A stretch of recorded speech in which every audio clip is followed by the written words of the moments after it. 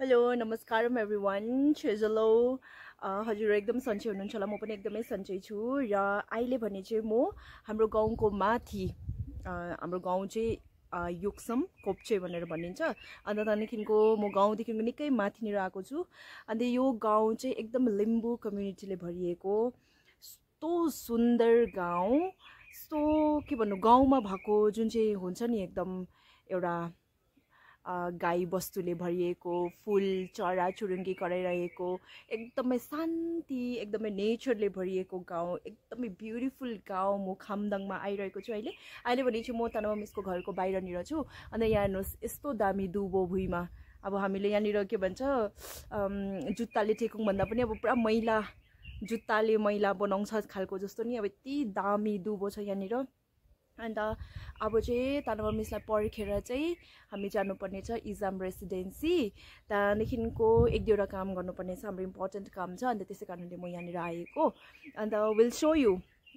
कस्तो खालके छ नजरिया भनेर चाहिँ नि यो गाउँ भन्ने चाहिँ यस्तो हुन्छ नि अब एकदम सिटी भन्दाखेरि चाहिँ मलाई चाहिँ गाउँ नै मनपर्छ जुन चाहिँ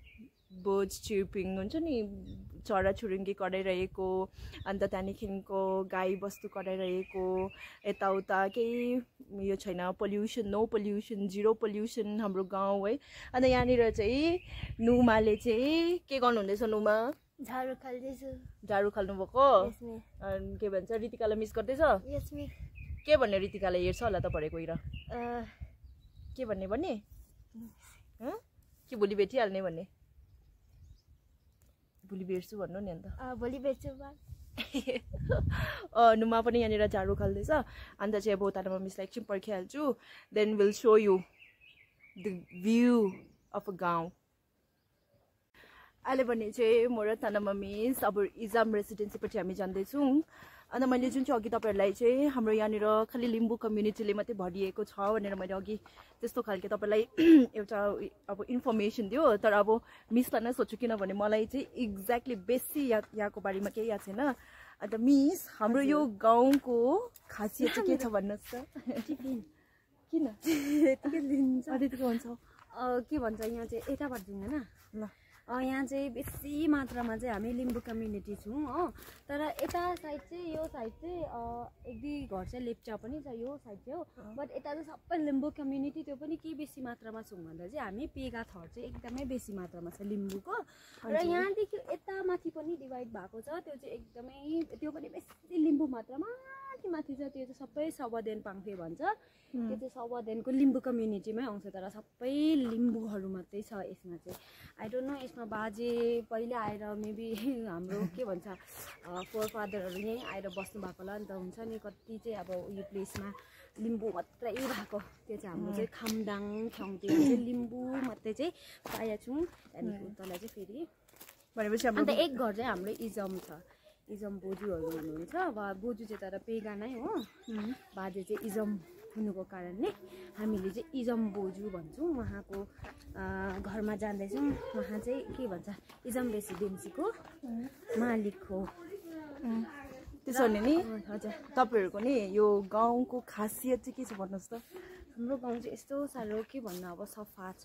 एकदमै पिसफुल छ होइन यहाँ चाहिँ कस्तो खालके छ भन्दाखेरि चाहिँ अब पुरै अब के भन्छ अब आफै अब आफ्नो गाउँलाई आफै बनाउनुपर्छ भन्ने एउटा के भन्छ मान्छेकोमा एउटा मेन्टालिटी थिङ्किङ छ किनभने हामी सानोदेखि नै अब फुपूहरूले चाहिँ अब पुरा यसो मैला टिप्थ्यो नि त पहिलादेखि नै टिप्थ्यो हाम्रो गाउँमा चाहिँ यता दाजुहरूले होइन अन्त हामीलाई पनि अहिले त्यही छ कि अब हामीले पनि कहीँ के देख्यो भने अब त्यस्तो गर्नुपर्छ आफ्नो गाउँलाई चाहिँ आफै सुधार्नुपर्छ हामी सुध्रियो भने मात्रै अर्का सुध्रिन्छ हाम्रो सोसाइटी सुध्रियो भने मात्रै एउटा कन्ट्री देश सबै सुध्रिकन जान्छ फर्स्ट चाहिँ आफूमा सुधार्नुपर्छ देन सोसाइटी सुध्रिन्छ त्यहाँदेखि मात्रै गाउँ सुध्रिन्छ त्यहाँदेखि कन्ट्रीहरू त्यसरी सुध्रिँदै जान्छ हाम्रो खामदाङ ठाउँले चाहिँ एकदमै त्यस्तोमा छ अब उनीहरूको आफै बनाउनुपर्छ हाम्रो एउटा हाम्रो गाउँलाई बनाउनु चाहिँ आफैमा हुनुपर्छ भन्ने एउटा के छ भनेको थिङ्किङ छ हाम्रोमा थिङ्किङ छ र यस हाम्रो गाउँमा चाहिँ के पनि छ भन्दा चाहिँ यस्तो बेसी फुल रोप्छ कि म आफै छक्कै पर्छु हाम्रो गाउँतिर चाहिँ यति बेसी फुल रोप्छ होइन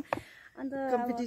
कम्पिटिसन जस्तो छ अब एउटाकोमा अर्को फ्लावर छ भने पुरै बेसी अब त्यस्तो के भन्छ इच्छुक छ अब हुन्छ नि घरहरूलाई सफा राख्नुपर्छ राम्रो बनाउनुपर्छ भन्ने खालको चाहिँ एकदमै अब अहिले गयो भने भिजिट गऱ्यो भने सबैको घरमा फुलले मात्रै भरिएको हुन्छ है देख्नु भयो होला अघि होइन एकदमै बेसी मात्रामा अब सानो सयपत्री नै होस् तर त्यसलाई चाहिँ मजाले फुलाएको छ र मान्छेको अलिकति सोच पनि एकदमै अब एडभान्स छ भनौँ न किनभने हाम्रो गाउँ अलिकति रिमोट एरिया है भन्छ होइन मिस अब तपाईँले पनि देखेको होला त्यस्तो बेसी गाडीहरू छैन भर्खर रोड बनिँदैछ तब पनि थिङ्किङ चाहिँ अलिकति एडभान्स छ यस सो हाम्रो खमदाङ छ है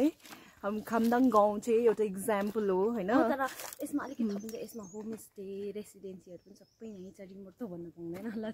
तर पनि तर सबैले भरिएको गाउँ अन्त यो चाहिँ इक्जाम्पल हो है तर मिस हामीले चाहिँ यस्तो खमदाङ जस्तो गाउँबाट हामीले सिक्नुपर्छ यहाँको मान्छेको मेन्टालिटी जुन चाहिँ एकदम एडभान्स मेन्टालिटीहरू छ त्यहाँबाट सिक्नुपर्छ हामीले यस्तै गर्नुपर्छ भनेर सो अब हामी चाहिँ इजाम रेसिडेन्सी पनि हामी आइपुग्यौँ अनि चाहिँ आई सो यु चाहिँ भने हामी इजाम रेसिडेन्सी पनि आइपुग्यो अन्त यहाँ सी आवर दावा मिस या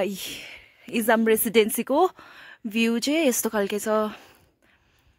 भेरी भेरी ब्युटिफुल एकदम फुलले भरिएको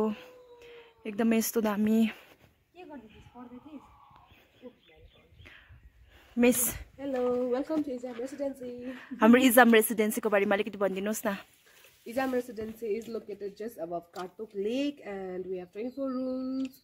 Everyone whoever is watching must welcome to Izam Residency. Yes. Yeah. Hey, Mistress, one on the